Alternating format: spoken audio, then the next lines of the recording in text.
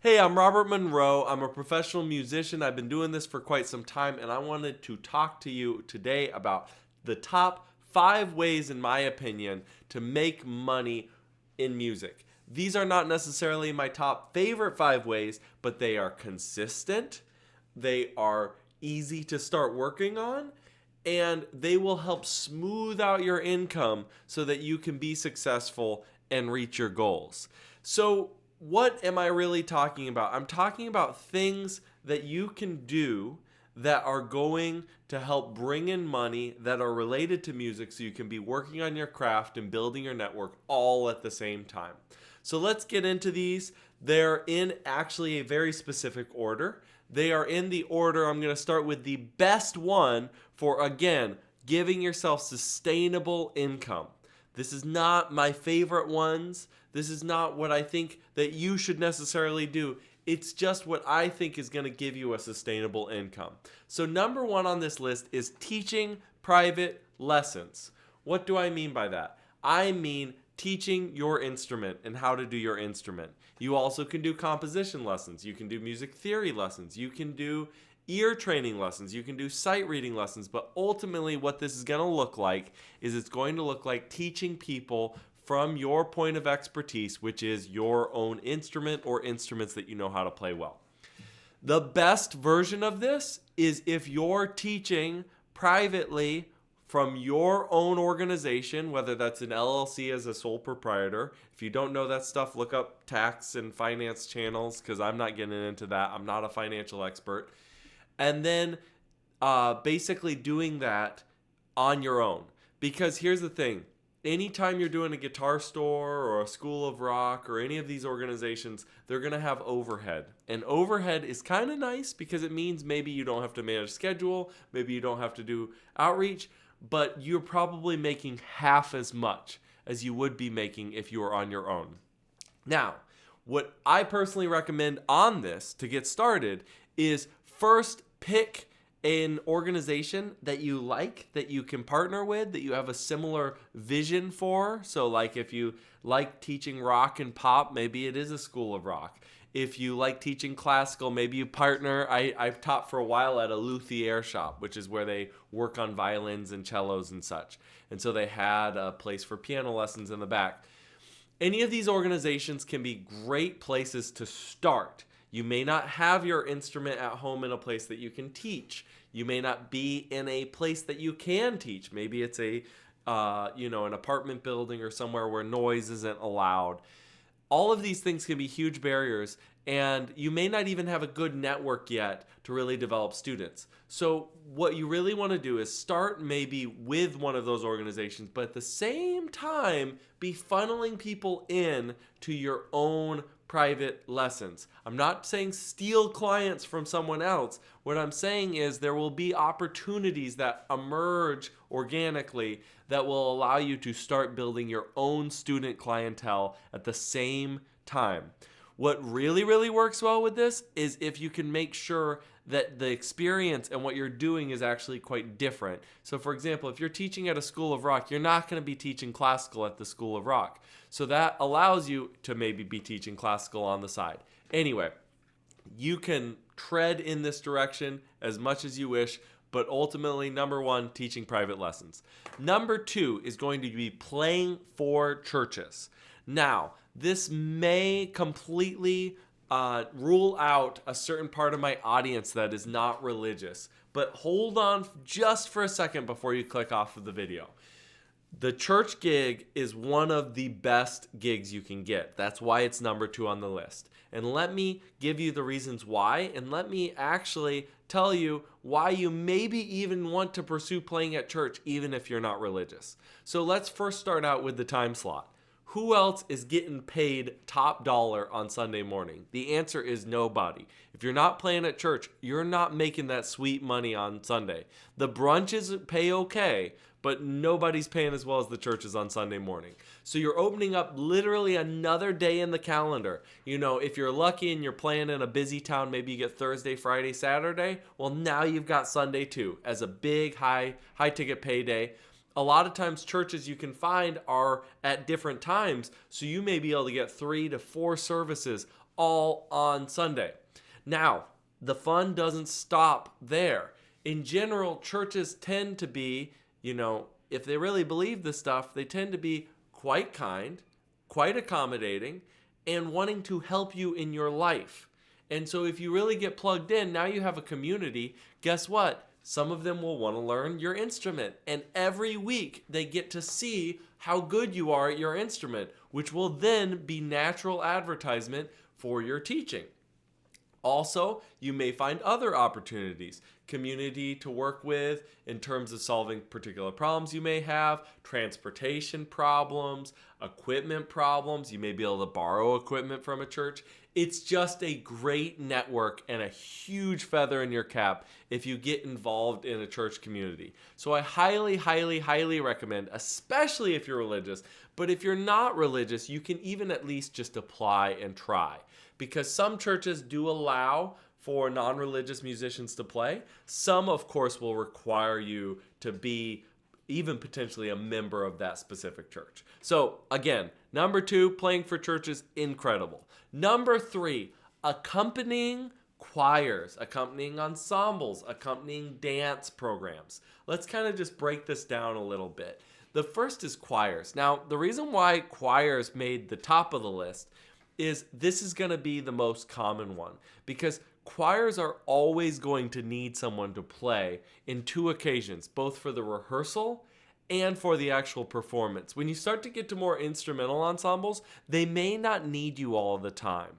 And that is just because of the nature of singing versus other instruments. Singing, you're gonna need a rehearsal pianist to really pound out those parts and show people what they're doing almost all the time. That leads to a very steady job where you may be playing 2 rehearsals, maybe even 3 rehearsals a week and getting paid every single one of these. So that becomes a fantastic situation. Now, of course, there's ensembles that do similar things and you can get similar arrangements. The final one, and this may not have been on your radar at all, so you're welcome, is dance programs. And this can be absolutely incredible if you're an improviser. That may be exactly what they're looking for. They just want music at a steady tempo, but they don't really care what it is. Maybe they want a specific style, maybe not. That's where you come in and you can really hold that and just have a ton of fun, work on your improv, and at the same time get paid. Incredible, incredible job. I had the opportunity to potentially take a position, a staff position at a dance program right after school. I ended up wanting to move, but if I had taken that, that would have been my entire income. That's all I would have needed. And so that one job, which was like maybe 25 hours, 30 hours, would have been all I needed to live on. And then I could have gigged and done whatever else I wanted on the side and continued doing that, all while funding my lifestyle through music. So pretty cool. Number 4, gigging. Okay, I'm gonna leave that super broad, but let me just sort of define it a little bit more specifically. Basically, you have the easiest to make money right away, the highest ticket gigs right away, and the lowest long-term building career strategy. And then you have, on the other hand, the highest long-term career strategy, but the lowest amount of money right away. So you start with wedding bands and jobbing bands. These are bands that are going to be most likely broad in genre, where we play any type of music that people really like, and we're playing events, right? We're playing weddings, we're playing corporate parties, that sort of thing. And then if you go yet another tier lower in the immediate income, but then you see this gets notched up of potential career opportunities, that's going to be tribute bands. These are bands that niche down on one band or one specific style. This is going to give you even more longevity, more possibilities of playing in different things. And I should actually back up for a second. Right around there as well is going to be cover bands. This is going to be people that are just playing a wide variety of music. And in many ways, a cover band and a jobbing band or a event band is almost the same thing. I would say the cover band, though, is going to emphasize the bar network and the club network, whereas the jobbing band is going to emphasize more that wedding and event space. And so because they're emphasizing the bar thing, if they're clever with their business, they may even be able to make more money than the event band, but it's highly unlikely. It's hard to beat the money you get from events. But again, you do it with a real small personnel. I know there's a couple operations around me in Chicago where they just got 3 people and then everything else is tracks, and they market themselves well and they get a lot of tips, and you can be making some serious money there. When you go all the way to the other extreme, with low money up front, super high possibility of money, that's your original band.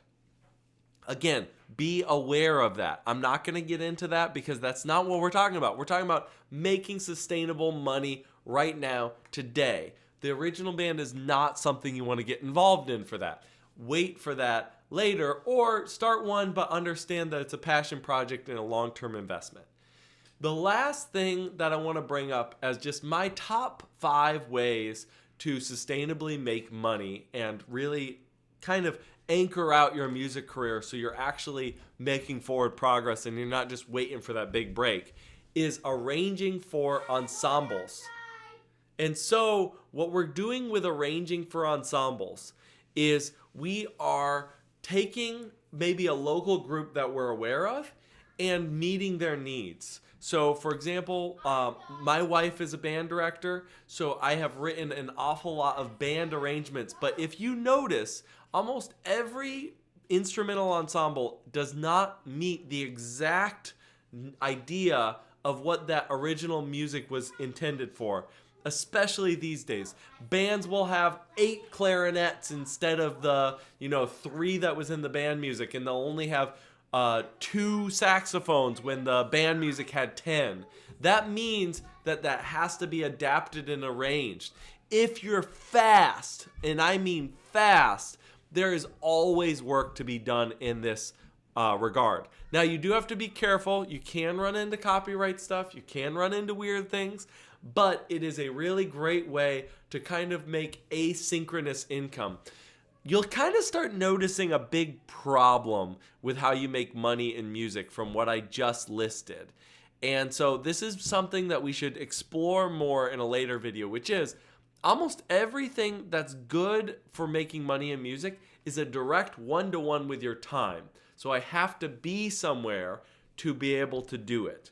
So that is, again, something to be aware of that almost always comes up when you're talking about a music career. Okay, 2 general framing ideas if you really want to be successful. And I actually make sure that anybody I am advising agrees to these before I even give them any advice on how to be successful in music, because it's so important. The first is you need to be genre agnostic. You need to not care which genre you're playing. You can have personal preferences. You can enjoy certain genres. But if you're a genre purist, I only play jazz. I only do classical. I only play pop. Beatles is my favorite band. That's the only band I play. You're never going to make it very far in music. Now, there's exceptions. Of course, there's exceptions. There's people who super niche down and they're the best of the best in that, and they do great. That is the exception, not the rule. That's not common. So I first say flexibility and genre. At least are you open to the idea? If someone says, hey, I got a polka gig, it pays $1,000, you free? You may hate polka music. You go, oh, sure, yeah, I got this. And again, situations may change, but that's the general idea. The second general category to be aware of is I'm okay doing anything as long as it's music related. This is yet again a personal preference, but is a very important one if you're really being serious about making money in music.